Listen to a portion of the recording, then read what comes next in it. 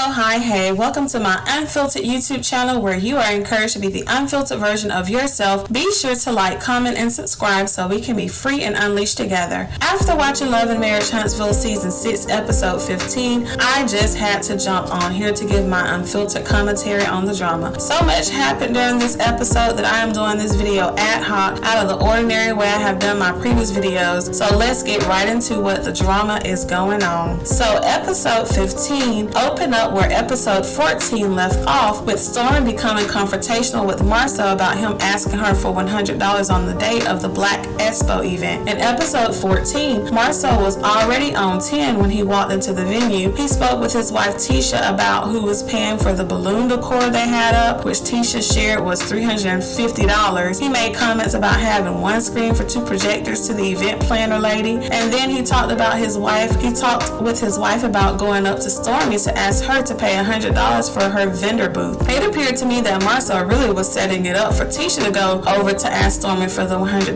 but Tisha told him that she was not doing it. Therefore, Marcel went over to Stormi to ask for the $100 himself. When Marcel approached Stormi, he was being passive aggressive by talking about the space Stormi was using to set up her table for her business, Canvas Beauty. Next, he asked Stormi if she needed help. Then he mentioned the $100, saying, "Did you get a chance to send over your $100? Marcel effed around and found out when he was met with Stormi from the gate, calling him out on his low vibration. She said they never mentioned $100 at the walkthrough the day before, and that he is so unprofessional to come over to her asking for it the day of. Stormi was not letting it go for sure, and really was offended by Marcel doing that, as she should be. Stormi called Marcel's wife, Tisha, over to tell her about what Marcel just said to her. Marcel tried to play his usual scheme of manipulation by trying to tell Tisha that Stormi was giving off low vibrations by not sending her $100. That's when Stormi went in on him in front of Tisha, which is where Episode 15 begins. Stormi told Marcel that he does not want her to hear from her husband Courtney, and made it clear that Marcel should never again think that he can approach her like that ever again in life. That's right, Stormi. Stormi got Marcel all together, single-handedly, with Tisha, his wife, as the witness. Next, we see the Black Expo event beginning. The other vendors are arriving, as well as some of the cast. Tiffany and Louis Whitlow arrived, with Tiffany stating that she is ready to have her baby son any day now. Maurice arrived without his wife Kimmy, but he did state that she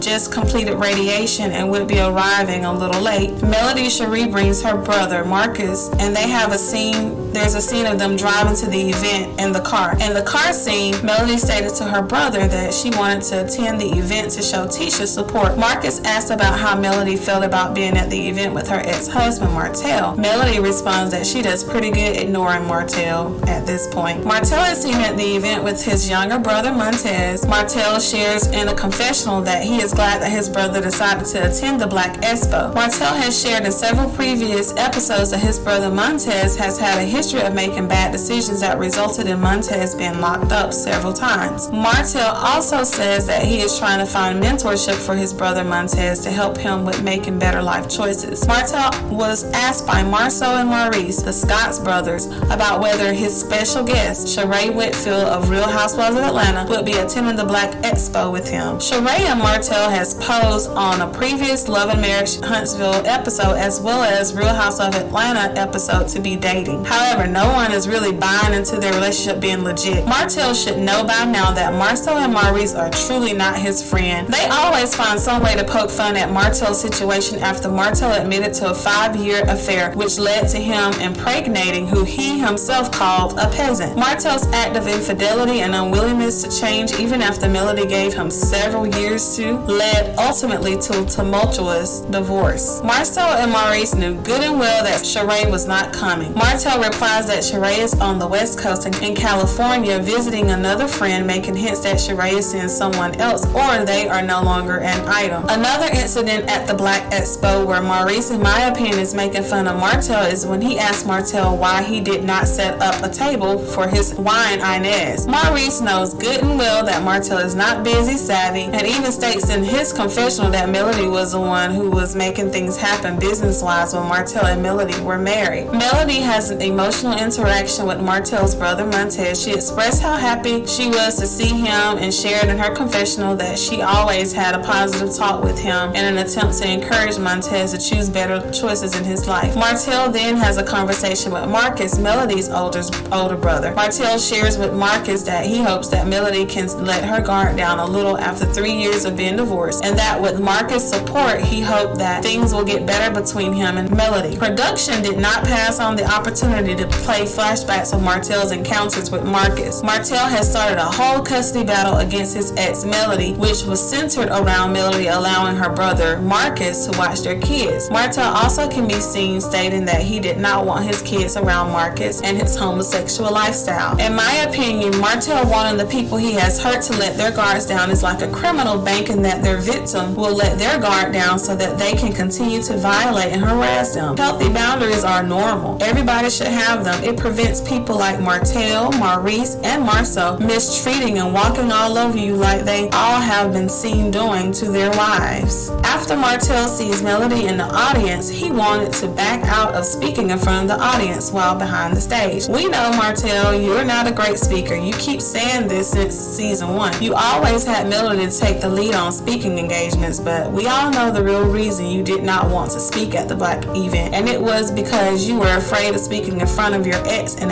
embarrassing yourself. Did anybody else burst out laughing when you seen that Martell was demoted as the person who went around with the mic for people to ask questions? That was just so funny to me. The unprofessionalism and underqualified skills of Marceau and Tisha continued to be revealed during the Q&A segment. First, they were all behind a projector screen, standing in front of the projector arguing. Everybody could see their silhouette on the screen while the logos of the Black-owned companies were being displayed on the screen. I saw Destiny's, a previous cast member's Madonna logo on the screen as one of the businesses promoted. Next, Marceau was unable to answer one of the audience questions regarding venture capitalists. The guy in the audience asked, when it comes to pitching a venture capitalist, you know, when it comes to raising your funds outside of your just grants and things of that nature, do y'all have any experience in that, and do you have any advice for people who are navigating that territory? First off, check out Martell's body language as soon as a man mentioned venture capitalist. LOL. Am I the only one who laughed seeing Martell hold his head like he was a fish out of water? Martell, for one, did not know what the guy was talking about and definitely did not know the answer himself. Marceau should have passed the mic to someone who knew the answer to the question instead of trying to talk his way through it, knowing good and well he did not know the answer. Just so unqualified. This would have been a great opportunity to invite Tiffany up to answer the question. Tiffany and Lewis's reaction in the audience as Marceau started to answer the question was priceless. Side eye. Tiffany's confessional clip appeared to me as if her belly was fake. It was a movement it made. I know that sometimes the confessionals are done after the season is filmed, so I wonder if she was wearing a fake belly to still appear pregnant, since she was still pregnant in those episodes. Then Marceau shares about credit repair. Kimmy's body language tells it all. Kimmy looked down as Maurice continued to talk, similar to how she looked down when she's seen on Fox Soul Interview in an attempt to defend Maurice's derogatory comment regarding her struggling through sex just to fulfill his sexual needs, even after knowing she is battling cancer. Check out my video link below to learn more about this situation. Maurice has a tendency to beat around the bush when it comes to communicating, and Kimmy has called him out several times regarding this. For example, when they had a sit down with Monster and Kyla to discuss how to better co-parent, and also on the Fox Soul Interview when given the opportunity several times to rephrase what he said. The lady in the audience asked, what do you recommend for new entrepreneurs who have limited funding and bad credit? Maurice started talking about creating his credit repair company instead of answering the young lady's question. Tiffany invited Stormi, Tisha, and Kimmy out to discuss feeling excluded from participating in the Black Expo, along with providing Tisha with some constructive criticism. After Tiffany expressed her feelings, Tisha responded answering that, saying that she was not sure what Tiffany does, as if Tiffany is not an experienced businesswoman. Stormi shares that Tiffany has closed a $3.5 million deal, something we have not heard of Tisha or Marceau even coming close to doing. Kimmy is trying to be the peacemaker of the group by trying to tell Tiffany that she was not left out. Then she says it was an oversight because Tisha said Tiffany's name from the beginning. Then Tisha brings up the $100 situation that she talked to Marceau about it and expressed to him that she did not like how he came to Stormi about about the $100. But she also said to Stormi that she did not like how Stormi responded. Stormi then says to Tisha that she can never in life tell her how she should respond in any situation, and that she responded the way she felt she needed to given the situation. Kimmy was butting in again, trying to be the peacemaker. Sometimes, Kimmy, you have to just sit back like Tiffany and let both parties express themselves clearly. To be honest, Stormi kept her cool.